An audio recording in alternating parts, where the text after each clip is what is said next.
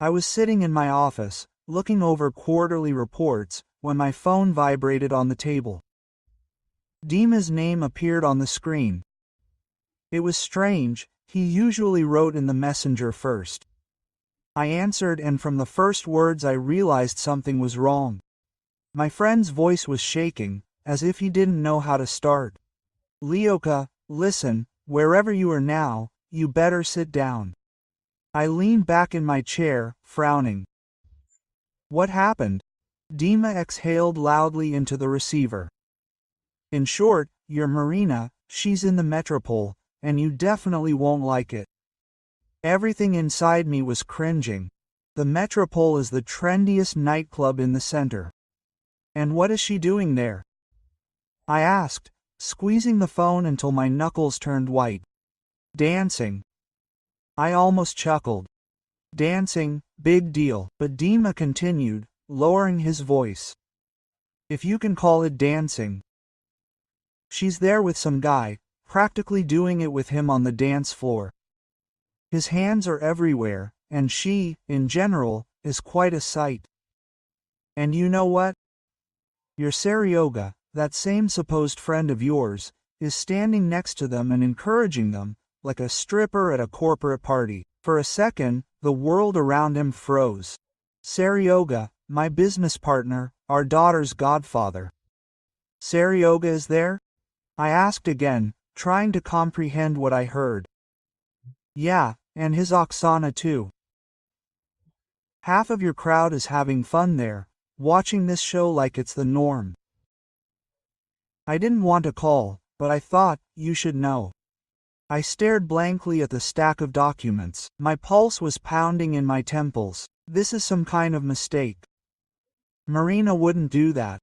"I'm sending you the address. Metropole on Tverskaya," Dima added. The notification came instantly. I was already putting on my jacket, not even realizing my actions. I'm driving. The road to the club passed as if in a fog. I don't remember how I passed the intersections, how I parked. Only one name was spinning in my head, Saryoga. We built the business together, we went through the 90s together. And just like that, the neon lights of the metropole resonated in my eyes. The bass was pounding from the entrance. The vibration was reverberating in my chest. Dima was waiting at the bar, his face gloomy as a cloud, silently nodded towards the dance floor. And I saw her. Marina was standing with her back to her, to some dude, pressing his whole body against hers. His hands slid down her hips, going lower and lower. They moved to the rhythm of the music so harmoniously, as if they had been rehearsing this for years. Then she turned around, and I saw how their lips merged in a kiss. The guy ran his fingers through her hair, pulling her closer. Artyom, her ex from college, the same one who dumped her in her third year. Before me, Saryoga and Oksana were standing nearby, clapping and shouting something, bursting into laughter. Several of our mutual friends, those who visited us at home, ate at our table, smiled and whispered. Something inside snapped. I don't remember how I ended up next to them. Marina turned slowly, noticing me. Surprise flashed in her eyes, but immediately disappeared. Instead of shame or guilt, she smiled. Lazily, brazenly. "Oh, Lyash." I raised my hand, cutting her off, mid-sentence. My voice came out calm, even too calm. No need for excuses. Keep them to yourself. You'll have time to regret it." A smile trembled on her lips, but I had already turned to Saryoga and Oksana. A minute ago they were laughing like they were at a comedy show. Now their faces had lengthened. "I saw you applauding." My voice was as smooth as a blade while that jerk was groping my wife. "From now on, you're nothing to me, so watch yourselves. Both of you." Saryoga's grin faded. Oksana looked away, clutching his hand. I turned back to Marina. "This has been going on for a long time." She lowered her head, fiddling with the strap of her purse. For a second it seemed as if she was ashamed, but then she quietly answered, 3 months. Since he returned from St. Petersburg, I slowly exhaled, clenching my jaws. For 3 months she came home, lay down next to us in our bed, kissed my daughter goodnight. Lied to my face for 3 months. Marina lifted her chin, looking me in the eyes. I wanted to talk. Say what? That I want a divorce. I grinned. Don't worry. You'll get everything you deserve. I promise. Her lips parted, but I continued, taking a step closer and lowering my voice. But remember, don't set foot in my apartment, not for things, not to talk, not for anything. If you show up, you'll have only yourself to blame. Artyom jerked next to me, straightening his shoulders. His attempt to act tough turned out pathetic. I saw the uncertainty in his pose. Quote, "Are you threatening her?" he asked, trying to make his voice firm. I stepped closer to him, looking him in the eyes. Yes, I'm telling you not to poke your nose into my apartment, because if you do, I have the right to protect my property by any means necessary. Understanding flashed across Artyom's face. He was not an idiot and understood that I was not joking. The music of the club faded into the background. Silence hung between us. I let the words settle, then turned around and left. Without looking back. The cold Moscow air burned my lungs. Rage was boiling inside, but my head remained clear. I took out my phone and dialed the number I knew by heart. Quote, "Listen," a velvety baritone sounded. "Boris Arkadyevich, this is Alexei Gromov. I need your help. My wife wants a divorce, and I want her to get exactly what she is entitled to by law. Not a penny more." A quiet voice sounded in the receiver. Chuckle. Got it. Come tomorrow at 10 o'clock, we'll discuss everything. And Alexei, don't do anything stupid today. Don't worry. I know what I'm doing. Boris Arkadyevich Zolotstov was considered the best divorce lawyer in Moscow. They said that after his work, ex-wives left the court in just a coat. On the way home, I stopped at the bank. Luckily, my personal manager was still there. I withdrew all the cash from the joint accounts. According to the law, half was mine, and I just took my share. Let him try to prove otherwise. The apartment greeted me with silence. Our daughter was with my mother. Lucky. I walked through the rooms, looking at everything with new eyes. A 3-room apartment in a good area, bought before the wedding with the money from the sale of my grandmother's apartment. My property. In my father's company, I am listed as an ordinary sales manager. Formally, I have no share. The smart old man had foreseen everything. The phone vibrated. An unfamiliar number, but I knew who this. Kostyan, I asked. You know, bro. I heard. You have problems. Need help. Konstantin, a former comrade from Chechnya. We've been through so much together that civil showdowns seemed like kindergarten. Need help. You can come over and grab the guys if you're not busy. Don't even doubt it. We'll be there in about 40 minutes. They arrived in 35.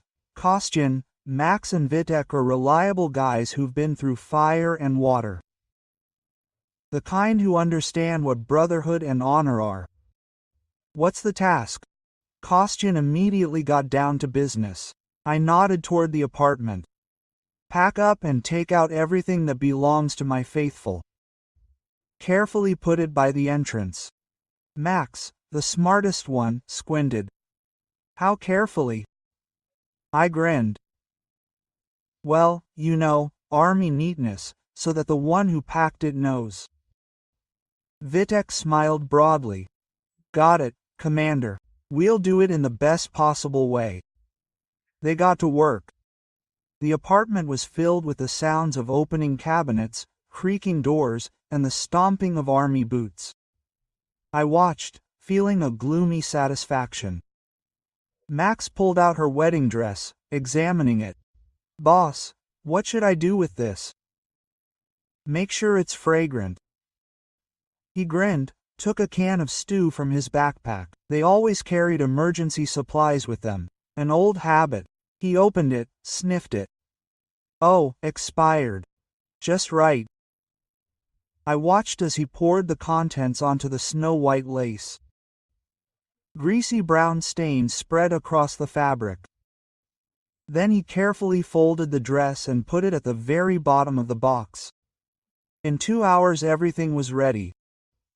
The boxes stood neatly, in military neatness, at the entrance. The doorbell rang without delay. I knew who it was. Larissa Petrovna, my mother-in-law, stood behind the door, her face distorted with excitement. Seryoga and Oksana. They must have come to help with the things. I pointed at the box. "Take it and get out. If you leave it, the janitors will take it to the dump in the morning." Seryoga opened his mouth, but I just looked at him. He shut up, and they silently began to drag the boxes to the car. Larissa Petrovna stayed. I let her in. She went into the living room, looking around. There was no trace of her presence left in the apartment where her daughter had lived just yesterday. The mother-in-law sighed heavily. Her face showed not only sadness, but something else as well.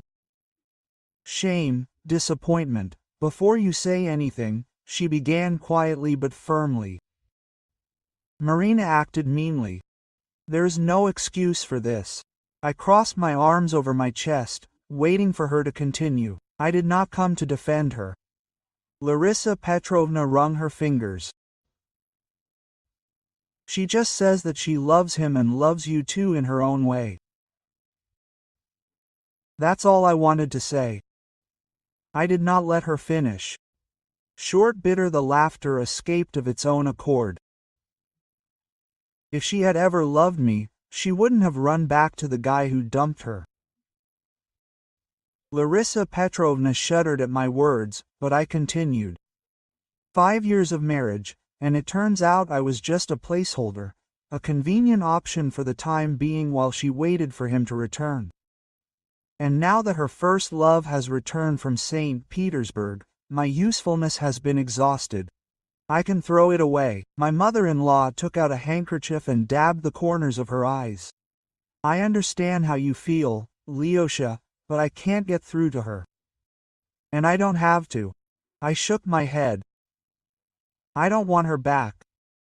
She made her choice. She wants a divorce. Great. I'll make sure she gets exactly what she deserves. Fear flashed across Larissa Petrovna's face. You won't harm your wife. Her voice trembled. I smiled coldly. There's no physical harm. Unless she tries to do it herself. She stays away from me. I stay away from her. It's simple. The woman sighed with relief, but I wasn't done yet. And here are the 5 years she stole from me. I leaned a little closer. There would be retribution for this. And not only with her, but with those traitors who called themselves my friends. The mother-in-law's face lengthened. She turned away, collecting her thoughts. Quote, "That's what I was afraid of," she whispered. I softened, reached out, put my arm around her shoulders, felt her fragile body trembling. I'm sorry, but your daughter will pay for everything. When I let her go, she wiped away a tear and suddenly smiled. Sadly, but sincerely. I can't fix what she did, Lyosha. But you will always be like a son to me. For a moment, I was speechless. Then I nodded. Thank you. Larissa Petrovna took a deep breath, straightened her shoulders and went to the door. In her apartment on Chistai Prudi, Larissa Petrovna was sitting in the semi-darkness. The table lamp cast long shadows on the walls. A cup of cold tea stood untouched. All evening she had been replaying the conversation with Alexei in her head. The front door slammed. Marina burst into the apartment, her heels slapping. Behind her, Artyom, looking like a winner who doesn't give a damn about the world. They looked like a couple who were not at all worried about the ruined life. Larissa Petrovna raised her tired eyes. "Darling, I don't even know what to say about what you've done." Marina rolled her eyes and plopped down on the sofa, kicking off her shoes. "Oh, Mom, come on. Lyoshka will survive. He's our Iron Felix. He'll pull himself together and move on." The mother's gaze darkened. "He'll move on," she repeated sharply. Marina grinned, leaning back on the pillow. "I've already talked to a lawyer. We're filing for divorce next week." Artyom put his arm around her shoulders. "Everything is correct. Marinka is entitled to an apartment and half of his business."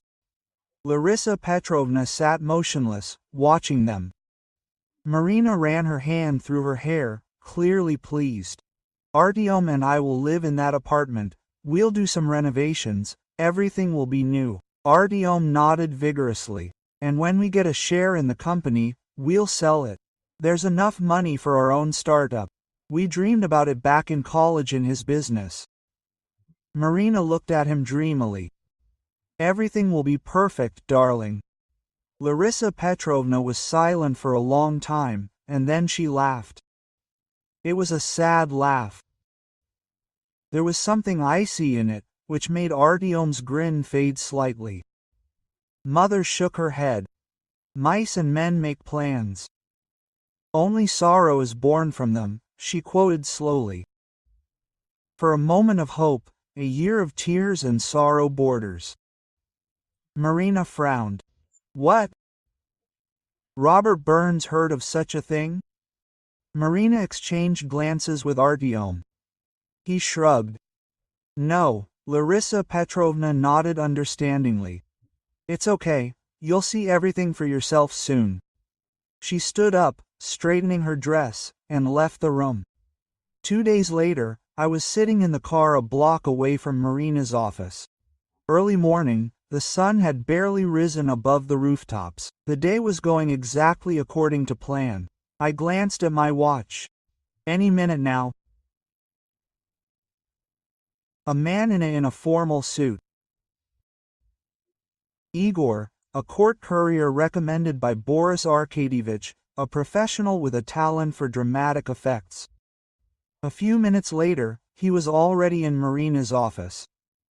I leaned back in my seat, imagining her face as she handed it to me. First bewilderment, then understanding, then panic. Divorce papers. Reason: adultery. Igor would have smiled politely. "You, Marina Alexievna Gromova?" She would have nodded, probably thinking of some routine paper. "Registered delivery for you. Have a nice day." I grinned, imagining the silence in OnSpace as everyone stared at her. News travels fast in our area. By lunchtime, the entire business center will be in the know. The envelope contained more than just documents. The photographs from Metropolis were crystal clear. Marina and Artyom in each other's arms, absorbed in each other. No excuses to come up with. I drummed my fingers on the steering wheel, watching her run out of the office. And rushed to the boss. Everything was on schedule. Mikhail Borisovich, her boss, was an old friend of mine. Unlike me, he saw through Marina right away. He had warned me once, but I hadn't listened. The phone vibrated. "Mikhail, it's ready," he said without preamble. He sent me home. You should have seen her face. "Thank you. Do as we agreed." "Don't worry, buddy. Everything will be fine." I stopped at a small coffee shop on Pokrovka, one of those cozy places with wooden furniture and the smell of freshly baked goods. I ordered an eclair and an Americana to celebrate a small victory. I sat by the window, watching the passers-by. The world continued to spin. People were rushing about their business, laughing, living. And somewhere in another part of Moscow, Marina's world was collapsing. The phone vibrated. Her name was on the screen. Right on schedule. I answered without even having time to say hello. "You bastard, do you want to destroy me?" Her voice was shaking with rage. I stirred my coffee absolutely calm. "Good morning to you too, Marina. Don't pretend. I read your papers. Where's my share of the apartment? Where's half of the business?" I took a sip of coffee. "Your half evaporated the moment you lay down under a man who is not your husband." A second of silence. Then an explosion. "You're a scumbag." I leaned back in my chair, watching the couple walking arm in arm. What simplicity, loyalty. "If you need anything, ask your boyfriend," I continued in an even tone. "Maybe he'll buy you the dream apartment you were planning to sue me for." Her breathing became intermittent, her rage transmitted even through the phone. Time to twist the knife. "And by the way, keep in mind that there is a restraining order against you and your boyfriend. Stay away from my apartment and office." I heard her take a breath for another tirada, but I had enough. "Hang up." I put the phone down. Table, took a bite of eclair. Still warm. Perfect timing. After hanging up, I felt a deep sense of satisfaction. One battle had been won, but the war was not over. Now it was Seryoga Oksana's turn to feel the price of betrayal. But first, I'd like to introduce myself properly. Alexei Gromov served in the airborne forces for 5 years, 2 tours in the Caucasus, 1 in Syria. After demobilization, he returned home and began managing his father's digital company. A small firm, but irreplaceable in our area. Network maintenance, equipment supply, technical support. If a company has computers, they need us, which means everyone, including Seryoga with his production and Oksana with her accounting office. They decided to support Marina and her boyfriend. Well, let's see how it goes for them. They laughed and drank in that club, as if it were my marriage. This is a joke from a crooked mirror. That night, they chose a side. Now it's time to pay the bills. Ironically, their contracts for this service expired 2 weeks ago. I knew about it and deliberately did not renew them. I allowed them to think that everything was the same as before. Let them use our cloud services, rented equipment, technical support, without even suspecting that their entire digital infrastructure was hanging on their word of honor. And I was ready to take that word back. Returning to the office, I opened my laptop, leaned back in my chair, clasped my fingers together and stared at the client control panel. Sergei Vorontsov, the contract has expired. Oksana Belova, the contract has expired. Their companies had no idea that at any second I could erase their data from our servers, turn off the systems. They had no backups. I knew their indifference. One click, and their business would roll back to the 90s to papers and calculators. I slowly exhaled. It was time to call Igor, our client manager. "Alexei Sergeyevich, I'm listening," he answered after the second ring. "Igor, I have an assignment. We need to send official notifications to Vorontsov and Belova. The contracts have expired. We give them exactly 2 days to back up the data. On the 3rd day, a complete cleanup of the servers and removal of the equipment." Pause. Then Igor chuckled. "Wow, you're not kidding. I heard that you have disagreements with them." I heard the click of a keyboard. "I'm preparing letters. Should I compose them correctly or with a hint?" I chuckled extremely correctly. But no offers to extend. Let them understand, they are on their own now. Yegor whistled, understood. They will panic when they realize that they ignored all the reminders. That's the point. They thought I would automatically extend everything. Out of friendship, so to speak. But the friendship ended at the moment when they applauded my wife while she was making out with her lover. Yegor chuckled. By the way, it's funny. We told them in the last few months, we've sent about 5 reminders. They haven't even opened them. Of course, they decided that Lyosha, my friend, would sort everything out. What surprise awaits them? Include a list of ignored notifications in the letter. It's imperative that it be clear. This wasn't a spontaneous decision. They had every chance. Do you think they'll come running to beg? I smiled grimly. Oh, they'll definitely come running.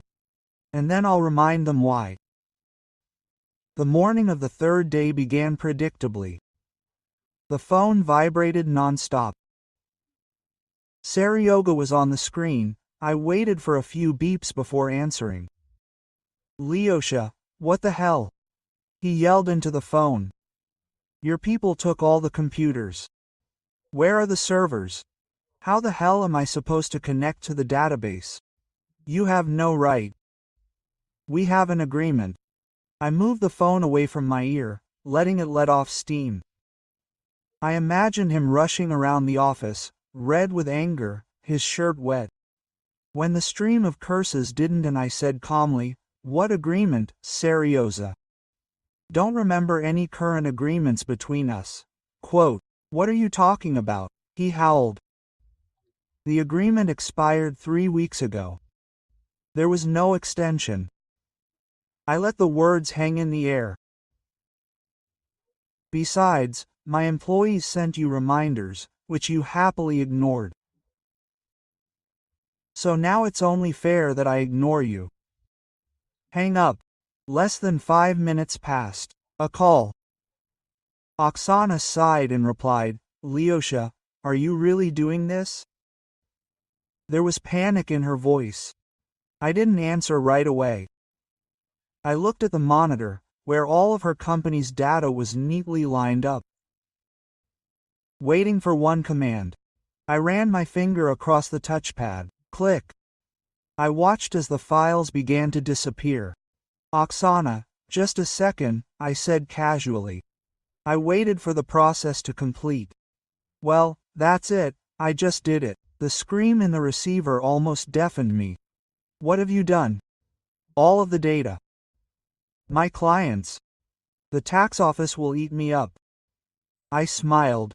Explained to them that the renewal of the contract with the IT contractor was ignored, and it was completely legal for him to delete the data after the storage period expired. Have a nice day, Oksana. Hang up. I've dealt with the traitors. There were Marina and her Artyom left, but patience was needed here. First, to see the divorce through to the end. Marina tried to challenge the terms in court. Her lawyer went out of his way, portraying her as a victim. They demanded an apartment, a share in my business, everything she has a right to. They tried in vain. Boris Arkadyevich turned out to be a master of his craft.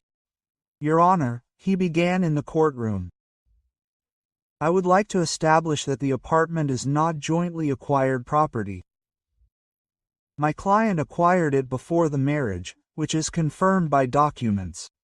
Marina's lawyer became nervous. She herself clenched her jaw. The judge nodded. Does this have evidence to the contrary? Her lawyer sighed. No, Your Honor. The first round is ours. Then they tried to latch on to a thriving IT business. Then the most interesting part began. Boris Arkadyevich stood up and straightened his tie. Your Honor, my client does not own any business. He is an ordinary manager in his father's company. The judge looked at me. Citizen Gromov, Confirm your income. Yes, Your Honor. My salary is 65,000 rubles per month. Marina turned her head sharply. Her jaw dropped in amazement. I remained unperturbed. I present 2 NDFL certificates for the last year. Boris Arkadyevich handed over the documents. As you can see, my client's income is significantly lower than Iz's. In fact, she earns more. The judge examined the papers. In that case, Citizen Gromova, I see no grounds for satisfying your demands for the division of property or the defendant's income. The second round is ours. And then Boris Arkadyevich dealt the decisive blow. In addition, given that my client earned significantly less than the plaintiff and taking into account that it was the plaintiff who violated marital fidelity, we ask that alimony be assigned in favor of my client.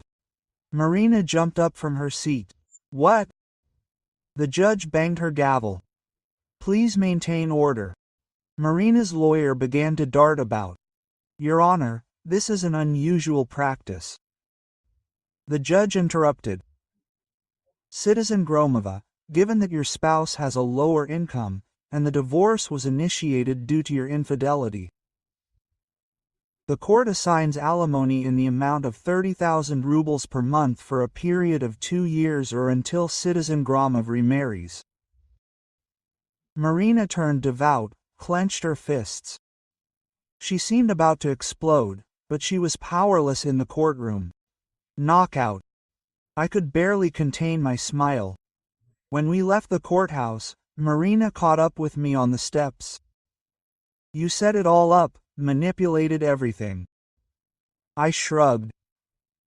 No, Marina, I just let the truth out. She gritted her teeth. Do you think I won? I grinned. I know that. I turned around and left, already planning my next steps. One thing was clear. I will use these 2 years wisely. 3 months later, the court decision arrived. The divorce was finalized. I am legally free. Time for the final chord. Leaving the courthouse, I dialed Mikhail Borisovich. I think it's time, he said instead of greeting. Yes, I finally untied my hands. So, today we're drinking at your expense. I smiled. No, today I'm having dinner with Uncle Valera. Mikhail laughed. And with Judge Petrov? Damn, so you knew from the very beginning that Marinka was in trouble. Never give your enemy a fighting chance. Do you know who her lawyer was? Who? Grigory Semyonovich. Old man Grisha, Mikhail was amazed. The same one. I set her up completely. Grigory Semyonovich was my cousin on my mother's side. In our city, everyone knows everyone else. Tomorrow evening we're drinking at my expense, I promise. In the meantime, I'm preparing the documents for Marina.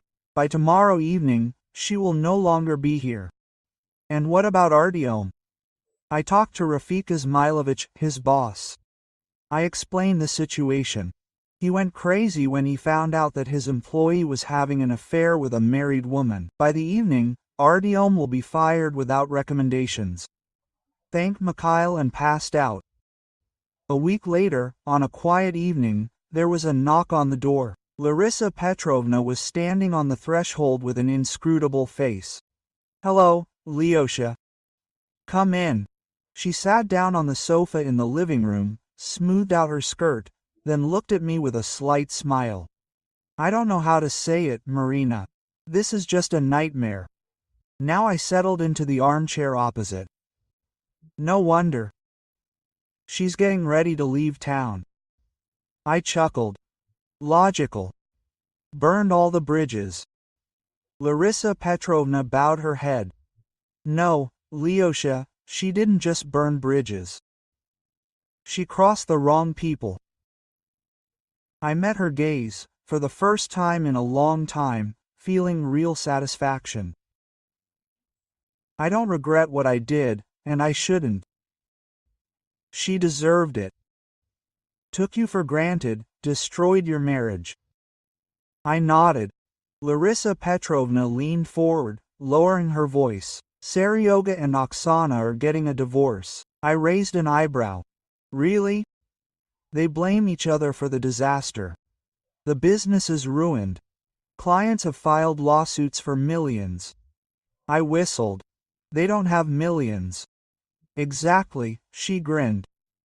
I leaned back. They deserved it. She paused. Ah, Artyom, I bowed my head, waiting. Already left the city. I was not surprised. A coward had to run away sooner or later. 2 days ago, he and Marina had a big fight. It came to blows. I silently waited for him to continue. He slapped her. I didn't interfere, I just stood and watched. A thought flashed through my head. A woman spoiled by a man who loved her is now being beaten by the one for whom she gave up everything. What is this consequence of her choice? Larissa Petrovna looked at me carefully and stood up. It's time for me to go. I stood up too.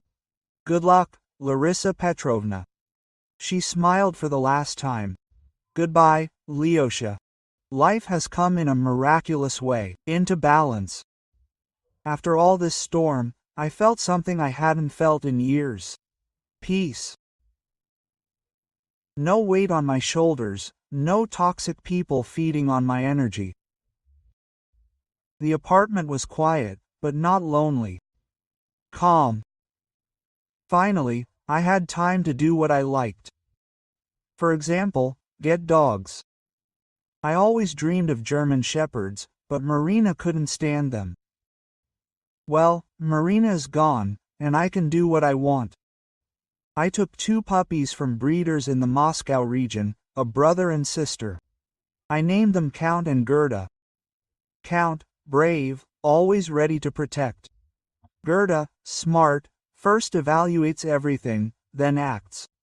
They became my shadows. They followed me everywhere, slept by the bed, made sure that I was never alone. Morning runs became more fun. Home more lively. They made me smile more often than in recent years. And then Katya appeared. I met her at the dog park in Philly. Or rather, the first she was met by the Count and Gerda. She was sitting on a bench with coffee, while her German Shepherd Rex was wrestling with a stick the size of himself. My 2 rushed towards him, and before I could call out to them, all 3 were already playing tug of war. Katya laughed. It looks like we have a gang forming here. It looks like it. Sorry if mine are disturbing you. She waved her hand. What are you saying? This is the most fun I've had all week. We talked for over an hour, watching the dogs. She had an easygoing nature. Smart, cheerful, confident. No games, no manipulation, just pleasant conversation and sincere smiles. Meeting her was not a lightning strike. Everything is simpler, as if I found a missing detail that I didn't even suspect. One conversation flowed into correspondence, then a meeting for coffee. Before I could look back, Katya and Rex had become a part of my life. Hikes with dogs, lazy Sundays watching TV series, dinners together, while 3 shepherds scurried around underfoot, hoping for a bite. No rush, no tension. All natural. One evening we were sitting on the balcony. The sunset was painting the sky in warm tones. Katya snuggled up to me, sipping wine. The Count, Gerda, and Rex were dozing at our feet. She looked at me. You look happy. I thought about it, and for the first time in a long time I realized that I was. Yes, I am happy.